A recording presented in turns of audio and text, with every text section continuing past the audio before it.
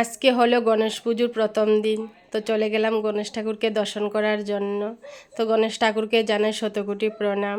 তো আমার বাড়ি থেকে অক্সিজেন পার্কে যেতে 2 মিনিটের সময় লাগে। সেই পার্কের সামনেই কিন্তু গণেশ পুজো হচ্ছে। তো আমি গিয়ে দেখি ঠাকুরের পুজো করা শেষ হয়ে গেছে, এখানে প্রসাদও দেওয়া শুরু হয়েছে। তো এখানে আমার দিদি দেখো আমাকে বলছে লাড্ডু খাওয়ার জন্য, আমি লাড্ডু পছন্দ করি তার জন্য। তো এখানে খুব সুন্দর করে পুজো হয়, এখানে শিব মন্দির আর হনুমান মন্দিরও আছে। তো এখানে আমার দিদি আমাকে প্রসাদ দিচ্ছে, এখানে অনেক হাসি মজাকও হয়েছে। আমার মিষ্টি দিদির কাণ্ড দেখো, আমের বোটা খাচ্ছে। তো তা নিয়েও অনেক মানে হাসি মজাক হয়েছে। তো আমার ছোট ভাইকে জিজ্ঞেস করেছিলাম যে এখানে কত বছর ধরে পুজো হচ্ছে। তো ভাই বলেছে 2 বছর ধরে পুজো হচ্ছে, যদিও বেশি আওয়াজের কারণে গাড়ির আমি দিতে পারলাম না বয়সটা।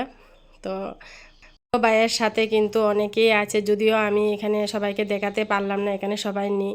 তো ভাই বলেছে যে আমাদের একা কোনো কিছু করা সম্ভব না। আর ছোট ভাই বলেছে যে মহিলা সংগঠন থাকাতেই আমাদের পুজোটা সম্পূর্ণ হয়েছে। তো কথাটা শুনে খুবই ভালো লাগলো, এখানে খুবই হাসি মজাকও হয়েছে। আমার ভিডিওটা ভালো লাগে একটু কমেন্ট করে অবশ্যই বলবে।